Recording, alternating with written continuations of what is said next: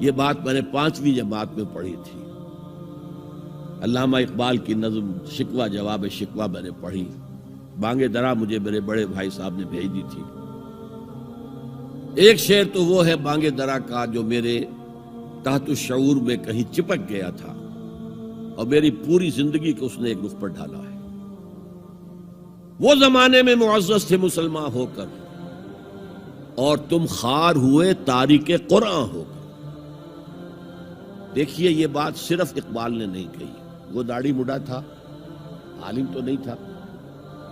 یہی بات کہی 14ویں صدی کے مجدد اعظم شیخ الہند مولانا محمود حسن اسیر مالٹا نے.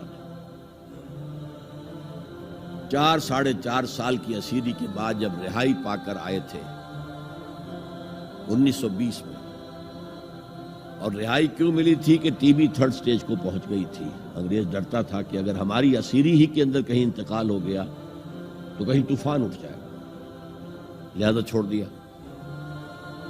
دیوبند میں ایک جلسہ منعقد ہوا اور وقت کے سارے بڑے بڑے علماء موجود. اشرف علی تھانوی صاحب موجود, شبیر احمد عثمانی صاحب موجود, مولانا حسین احمد مدنی موجود, ہمارے جو پاکستان میں مفتی محمد شفیع صاحب موجود. اور انہوں نے یہ واقعہ لکھا ہے اپنی کتاب میں وحدت امت میں کہ شیخ الہند نے کہا کہ ہم نے تو اپنی 4 سالہ دور اسیری میں جتنا ہی غور کیا ہے, ہمیں اپنے زوال کے 2 اسباب نظر آئے ہیں. ایک ہمارا قرآن کو ترک کر دینا, یہ لفظ ہے اس کے اندر, نوٹ کیجئے. حالانکہ علماء نے قرآن کو ترک کیا ہے, لیکن اگر آپ نے کہا نہیں تو یہ صحیح نہیں ہے, کیا ہے. ان کا سارا زور فقہ پر ہے, حدیث پر ہے, زیادہ زور قرآن پر نہیں ہے. صحیح بات ہے. کہنے والا کون ہے؟ شیخ الہند. ایک ہمارا قرآن کو ترک کر دینا اور دوسرا آپس کے اختلافات. اور مفتی شفیع صاحب نے اس کے اوپر پھر یہ گرہ لگائی کہ حضرت شیخ نے جو 2 باتیں کہی تھی حقیقت میں ایک ہی ہے. ہمارے اختلافات بھی اسی لیے کہ ہم نے قرآن کو ترک کر دیا. تو یہ ہے ایک شعر جو میرے ذہن میں چپک گیا تھا. پھر قرآن سے اللہ نے جو ایک مناسبت دی ذہنی قلبی, اللہ کا شکر ہے, اللہ کا فضل ہے. دوسرا شعر وہ ہے کہ وقت فرصت ہے کہاں, کام ابھی باقی ہے, نور توحید کا اتمام ابھی باقی ہے. پورے کرہ ارضی جب تک کہ توحید سے جلوگر نہ ہو جائے اور اسلام کا ڈنکا نہ بج جائے, اس وقت تک حضور کا مشن مکمل نہیں ہے. حضور حوالے کر کے گئے تھے امت کے. خطبہ حجۃ الوداع میں آپ نے سوال کیا الا هل بلغت, اور 1.25 لاکھ کے مجمع نے جواب دیا انا نشهد انك قد بلغت الرسالة واديت الامانة ونصحت الامة وكشفت الغمة.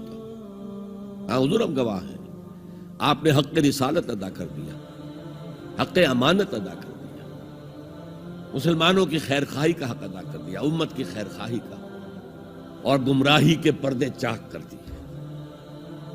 3 دفعہ حضور نے سوال کیا, 3 دفعہ جواب دے کر پھر آسمان کی طرف نگاہ اٹھائی اور انگشت شہادت سے اشارہ کیا اور پھر لوگوں کی طرف اللہم اشہد اللہم اشہد اللہم اشہد, اے اللہ تو بھی گواہ رہے, یہ مان رہے ہیں کہ میں نے پہنچا دیا. اسے میں کہا کرتا ہوں سائی آف ریلیف. کندھوں پر ایک بہت بڑا بھاری بوجھ آ گیا تھا, بہت بڑی امانت تھی قرآن. اس کے پہنچانے پر کیا کیا تکلیفیں اٹھائی ہیں. پاگل کہے گئے, مجنون کہے گئے, شاعر کہے گئے, ساحر کہے گئے, مسحور کہے گئے, کیا نہیں کہا گئے. اور پھر جو مارے کھائی ہیں, جو 3 سال کی شیب بنی ہاشم کے اندر اسیری تھی, جس میں کھانے پینے کی چیزیں گھاٹی میں داخل نہیں ہو سکتی تھی. ہماری جیلوں میں تو آپ کو کھانا تو ملتا ہے, وہاں تو کچھ نہیں تھا. پھر طائف کا پتھراؤ یاد کیجئے, پھر مکے سے نکلنا اور 3 دن رات ایک غار میں چھپے رہنا.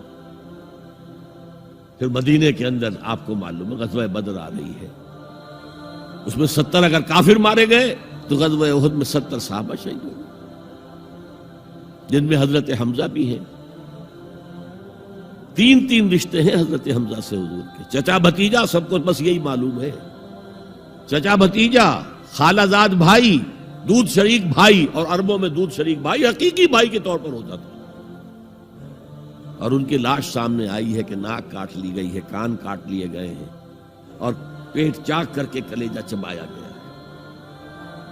یہ سارے بوجھ اٹھا کر اگر وہ حق تبلیغ ادا ہو گیا، اے اللہ یہ مان رہے ہیں، تو بھی گواہ رہے. اور پھر کیا کہا؟ فَلْيُبَلِّغِ الشَّاهِدُ الْغَائِبَ. اب جو یہاں موجود ہیں ان کا فرض ہے کہ ان کو پہنچائیں جو یہاں نہیں ہیں. اور یہ ابد الآباد تک کے لیے، قیامت تک کے لیے ہے. انا آخر المرسلین وانتم آخر الامم. میں آخری رسول ہوں، تم آخری امت ہو.